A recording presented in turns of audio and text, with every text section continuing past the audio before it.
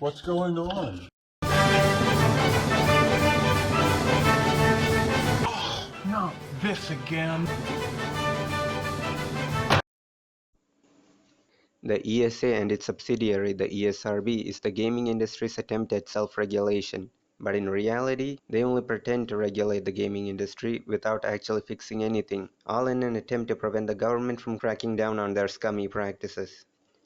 2 years ago, they came out with a useless in-game purchases label in order to appear like they took the issue of loot boxes seriously, while saying with a straight face that loot boxes aren't gambling, despite them both being functionally identical.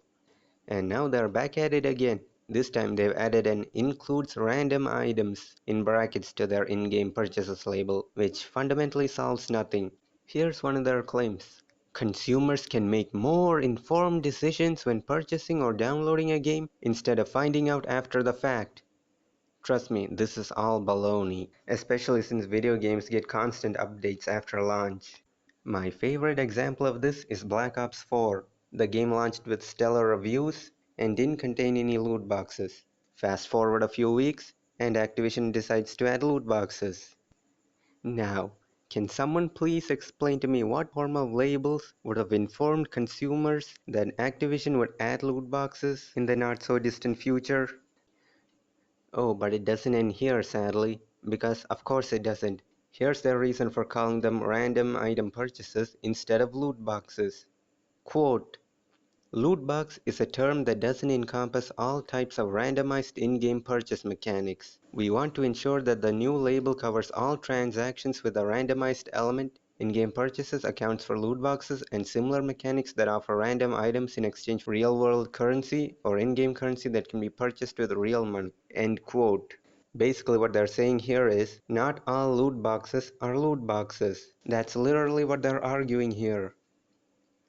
Continuing, quote, moreover, we want to avoid confusing consumers who may not be familiar with what loot box is. Recent research shows that less than a third of parents have both heard of a loot box and know what it is. Loot box is a widely understood phrase in and around the video game industry and dedicated gamers. But most people less familiar with games do not understand it. While this new label is primarily in response to feedback from game enthusiasts, it is still essential that all consumers, especially parents, have a clear understanding of the rating information we provide.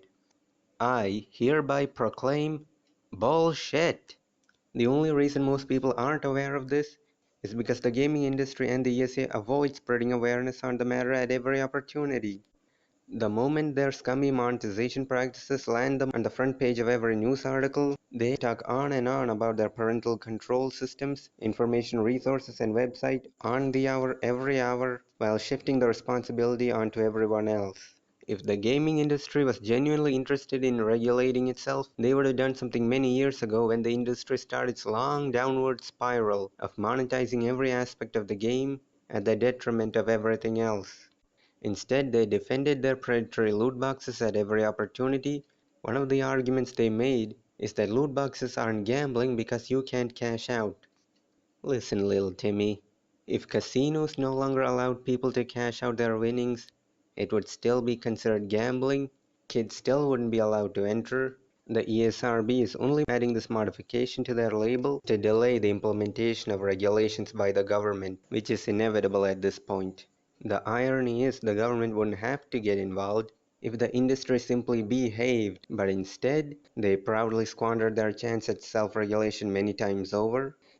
That's my 2 cents on the matter. Sources and links can be found in the description below, and thank you for watching.